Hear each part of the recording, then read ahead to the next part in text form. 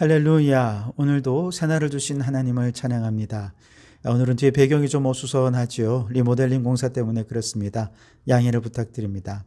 오늘도 말씀을 함께 나누며 시작하는 이 하루, 말씀이신 주님과 동행하면서 은혜 충만, 성령 충만한 하루를 보내시기를 주님의 이름으로 축원합니다. 오늘 우리에게 주시는 하나님 말씀은 사사기 3장 말씀인데요. 1절로 6절까지만 봉독해 드립니다. 하나님의 말씀을 경청하시기 바랍니다. 여호와께서 가나안의 모든 전쟁들을 알지 못한 이스라엘을 시험하려 하시며 이스라엘 자손의 세대 중에 아직 전쟁을 알지 못하는 자들에게 그것을 가르쳐 알게 하려 하사 남겨두신 이방 민족들은 블레셋의 5 군주들과 모든 가나안 족속과 시돈 족속과 바알 헤르몬 산에서부터 하맛 입구까지 레바논 산에 거주하는 히위 족속이라. 남겨두신 이 이방 민족들로 이스라엘을 시험하사 여호와께서 모세를 통하여 그들의 조상들에게 이르신 명령들을 순종하는지 알고자 하셨더라. 그러므로 이스라엘 자손은 가나안 족속과 헷 족속과 아모리 족속과 브리스 족속과 히위 족속과 여부수 족속 가운데 거주하면서 그들의 딸들을 맞아 아내로 삼으며 자기 딸들을 그들의 아들들에게 주고 또 그들의 신들을 섬겼더라. 아멘. 오늘도 이 말씀을 통해 우리에게 주시는 하나님의 음성을 듣게 되기를 바랍니다. 이제 사사기 3장으로 넘어오면 본격적으로 사사시대가 시작이 됩니다. 그 얘기는 이스라엘의 타락과 하나님의 구원의 역사가 이제 본격적으로 시작이 되었다는 이야기이겠죠. 자, 근데 오늘 본문 1절에 보면 하나님께서는요, 이처럼 끊임없이 타락하는 이스라엘 백성들의 죄악까지도 사용하셔서 결국에는 하나님의 뜻을 이루시고 합력하여 선을 이루신다라고 하는 내용들을 1절 말씀을 통해 살펴보게 되는데요. 1절에 보시면 여호와께서 가나안의 모든 전쟁들을 알지 못한 이스라엘을 시험하려 하시며 그랬습니다. 자, 틀림없이 이스라엘 백성들이 가나안 족속을 쫓아내지 않은 것은 사실이죠. 이것은 하나님의 명령에 불순종한 것임에 틀림이 없습니다. 그런데 하나님께서는요, 그것 때문에 이 백성들을 책망하지 않으셨어요. 징계하지도 않으셨습니다. 오히려 그 백성들이 올바른 신앙을 가지고 영적으로 성숙해 갈 수 있도록 그 백성들을 시험하는 도구로 사용하셨다 하는 얘기입니다. 예를 들어 학생들이 이제 시험을 볼 때 틀리는 문제들 중에 둘 중에 하나인데요. 하나는 전혀 모르는 문제였거나 아니면은 안다고 생각했는데 완벽하게 공부를 하지 못해서 그만 틀리는 경우가 대부분이죠. 모르는 거에 뭐 차치한다 하더라도 공부는 하긴 했습니다. 그런데 완벽하게 해내지 못하고 그만 공부해야 될 것들을 남겨둔 채로 시험장에 임하는 거죠. 그러면 문제를 살짝 꼬아내면 틀릴 수밖에 없습니다. 근데 만약에 이렇게 틀린 문제를 다시 보고 또 반복해서 풀면서 자신의 실력을 시험하는 도구로 사용한다면 결국 틀린 문제는 자신의 실력 향상을 위한 도구가 될 수 있겠죠. 마찬가지로 하나님께서 이스라엘 백성들이 불순종해서 하나님의 명령을 완벽하게 수행하지 못해서 남겨둔 가나안 원주민들, 그들을 사용해서 다시 그 백성들을 시험하심으로 합력하여 선을 이루며 그들의 믿음이 또 하나님께 굳건하게 설 수 있도록 해주셨다는 이야기입니다. 자, 그렇다면 하나님께서는 누구에게 무엇을 시험하려 하신 것인가? 2절에 보시면 이스라엘 자손의 세대 중에 아직 전쟁을 알지 못하는 자들에게 그것을 가르쳐 알게 하려 하사 남겨두신 이방 민족은, 그렇게 말씀하시죠. 그러면서 이제 남겨두신 여러 민족들을 열거하고 있는데요. 하나님께서 시험하시는 대상은 누구입니까? 바로 전쟁을 알지 못하는 이스라엘 자손의 세대입니다. 이들에게 무엇을 시험하려 하시는 것입니까? 그것은 정복 전쟁을 하던 세대들에게 교훈하셨던 것을 동일하게 바로 시험을 통해 교훈하려 하신 것입니다. 그렇다면 정복 전쟁을 통해 그 세대들에게 하나님께서 교훈하시려는 것은 무엇이었을까? 4절 말씀에 보면 남겨두신 이 이방 민족들로 이스라엘을 시험하사 여호와께서 모세를 통하여 그들의 조상들에게 이르신 명령을 순종하는지 알고자 하셨더라. 아멘. 무슨 뜻입니까? 하나님께서 모세에게 명령하신 것들을 순종하는지, 그리고 하나님께서 여호수아에게 명령하신 것들을 순종하는지, 결국 하나님의 명령에 대해 순종하는지 그렇지 않은지에 대해 시험하신다는 것이죠. 광야 40년 동안 하나님께서 광야라고 하는 환경을 통해 백성들을 시험하는 목적도 전적으로 하나님 입에서 나오는 말씀으로만 사는 존재가 되는 것, 즉 하나님의 명령에 순종하도록 하는 것이었습니다. 정복 전쟁도 마찬가지였죠. 하나님의 명령에 순종하면 승리이지만 아간같이 하나님 명령에 불순종하면 그만 패배를 경험할 수밖에 없게 되었죠. 순종과 불순종의 결과가 전쟁터에서 곧바로 드러나는 시기였습니다.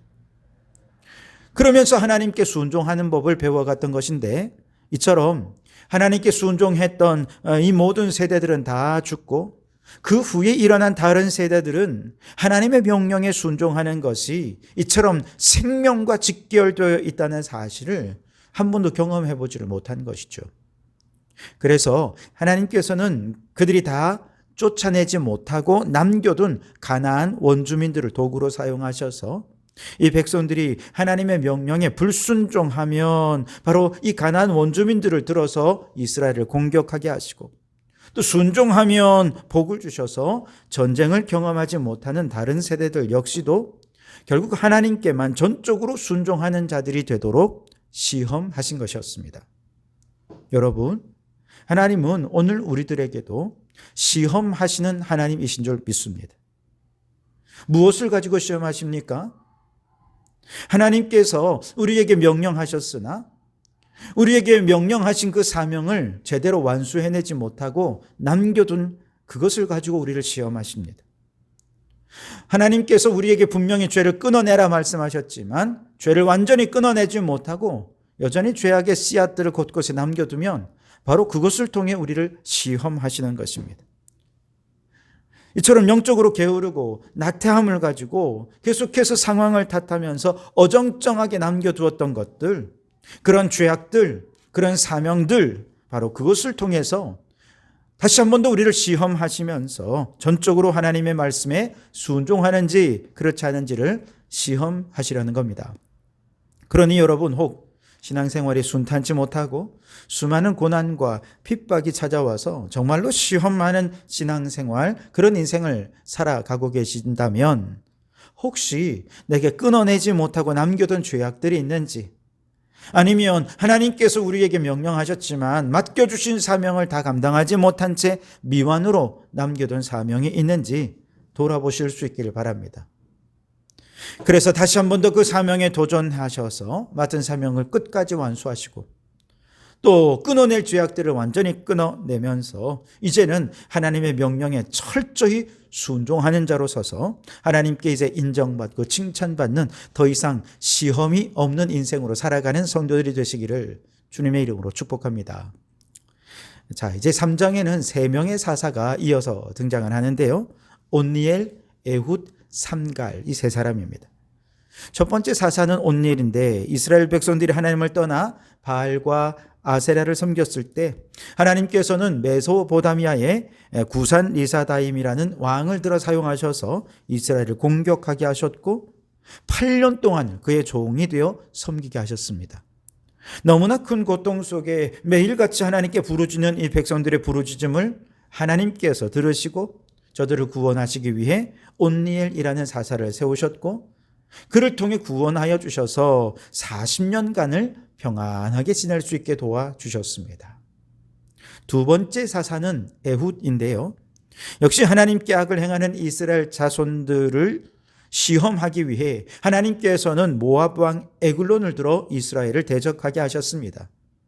그리고 18년 동안을 모압 왕을 섬기며 온갖 억압과 착취를 당한 이스라엘 백성들이 자신들의 죄를 깨닫고 회개하며 하나님께 부르짖어 구원해달라 요청할 때 하나님께서 베냐민 사람 에훗을 사사로 세우셔서 에글론 왕을 죽이고 이 백성들을 구원해내셨죠.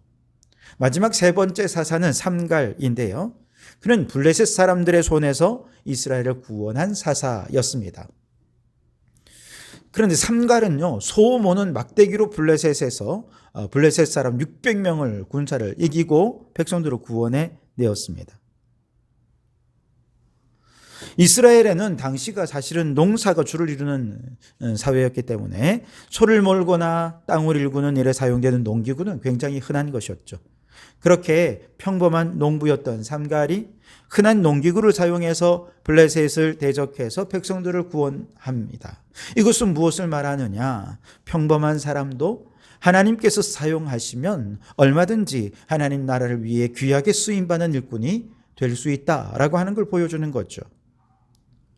그리고 에훗은, 두 번째 사사인 에훗은요, 오히려 평범하지 않은 평균 이하의 사람이었습니다. 15절을 보시면 그를 왼손잡이 에훗 이렇게 소개를 하고 있습니다. 특히 본문에서 이 왼손잡이라고 할 때 이 말은 오른손이 제구시를 못하는 사람이라는 뜻을 내포하고 있습니다.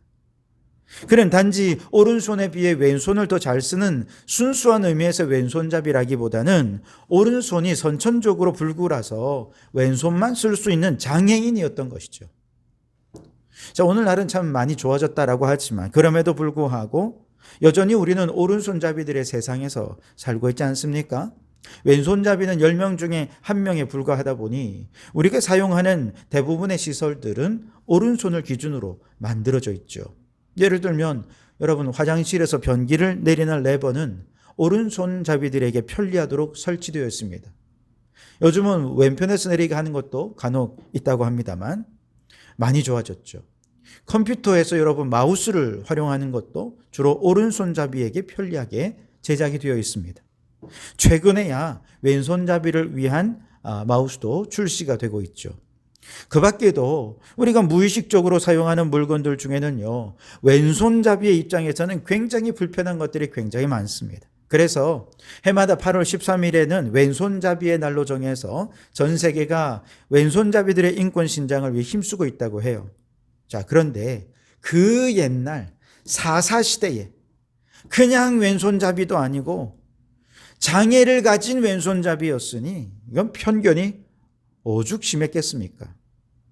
왼손에 칼을 잡고 사용하면 사람들은 너무 어설퍼 보여서 그 실력을 비웃었을 것입니다. 사람들은 빨리 오른손을 쓰라고 막 얘기를 하기도 하지만 장애가 있는데 어떻게 하겠습니까? 그런데 오히려 그는 자신을 비우는 사람들의 코를 납작하게 해주기 위해 더 이를 갈고 아마 왼손으로 칼을 능숙하게 사용해서 아주 뛰어난 장수가 되었을 것입니다. 그래서 조국의 구원을 위해 하나님께서 그를 들어 사용하실 때 왼손잡이가 아주 큰 역할을 하게 되는데요. 오늘 말씀에 보면 이제 왕에게 공물을 바치러 온 자로 위장을 해서 왕을 아련하게 되죠. 그리고 긴밀히 왕과 1대1로 독대하기를 요청하니까 왕이든 신하든 모두가 다 저 왼손잡이가 뭐 대단한 일을 할 수 있겠어. 왕에게는 전혀 위협이 안 돼. 아마 그렇게 생각을 했던 모양이에요. 그래서 경계를 풀고 왕과 독대를 허락하게 됐죠. 왼손잡이를 하찮게 여기는 편견 때문에 왕을 가까이 대하고 결국 두 사람만 있는 자리에서 에훗이 기회를 노려서 왕을 칼로 찔러 죽이고 결국 이스라엘이 모압의 억압에서 구원을 받게 됩니다. 그리고 사사 중에서도요, 가장 긴 세월 80년 동안을 태평선대를 누리게 해 주셨습니다. 그렇습니다, 여러분. 인간적으로 아무리 강해 보여도 하나님께서 그를 붙들어 사용하시지 않으면 그는 무익한 자가 되고 맙니다. 그러나 인간적으로 약점투성이고 별 볼 일 없고 평범한 삼갈 같은 사람, 약점투성이인 에훗 같은 사람이라 하더라도 하나님이 들어 사용하시면 그는 위대하게 쓰임받게 될 것입니다. 특별히 하나님은 지극히 약한 자로도 얼마든지 하나님의 큰 일을 이루실 수 있는 전능하신 하나님이십니다. 그러니 우리가 보기에는 너무 평범하고 우리가 보기에는 너무나도 약점투성이라 그것 때문에 좌절하거나 절망할 필요가 없어요. 어떤 분들은 말합니다. 아유, 나는 너무 늙어서 못합니다. 나는 너무 병들어서 힘이 없어 못합니다. 나는 돈이 없어서 할 수 없습니다. 나는 배움이 부족해서, 지혜가 부족해서 나는 못합니다. 여러분이 모든 건 다 마귀가 주는 생각인 줄 믿습니다. 하나님이 함께 하시면 오히려 우리의 평범함이, 우리의 약점이 더 강점이 될 줄 믿습니다. 우리에게는 그저 겸손한 마음만 있으면 됩니다. 하나님, 나 같은 자도 들어 사용해 주시기를 원합니다. 마치 오병이어를 주님께 바친 그 아이처럼, 소년처럼 우리도 우리 자신을 겸손히 하나님께 바치기만 하면 오병이어로 5천 명을 먹였듯이 평범한 삼가를 통해 하나님께서 구원의 역사를 이루시고, 저 약점투성이인 왼손잡이 에웃을 통해 이스라엘을 구원하시는 일꾼으로 쓰신 것처럼 평범하고 때로는 정말 약점투성인 우리들일지라도 주님은 우리를 붙들어서 놀라운 기적과 구원의 역사를 이루실 줄 믿습니다. 여러분, 우리 교회에 사명이 있습니다. 죽어가는 영혼을 살리고 탄식하는 피조물들을 구원해내는 사명이 우리에게 있습니다. 이 평범하지 않은 사명을 감당하기에 우리는 정말 무능합니다. 무식합니다. 그러나 여러분, 그런 우리의 삶을 하나님께 바치기만 하면 우리를 통해서도 하나님의 위대한 역사를 이루어 가실 줄 믿습니다. 바라기는 우리 모든 성도들이 평범한 삼갈 같은 우리도, 에웃같이 약점투성인 우리도 주여 사용하여 주옵소서.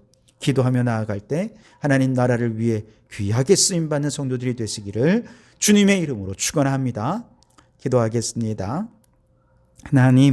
하나님께서는 우리가 완수하지 못한 사명, 우리가 남겨둔 죄악의 씨앗들을 통해서 우리의 믿음을 시험하시는 줄 믿습니다.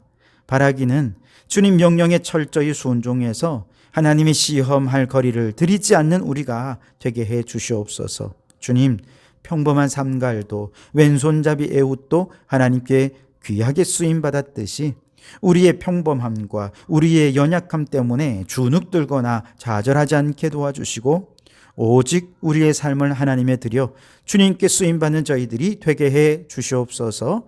예수님 이름으로 기도하옵나이다. 아멘.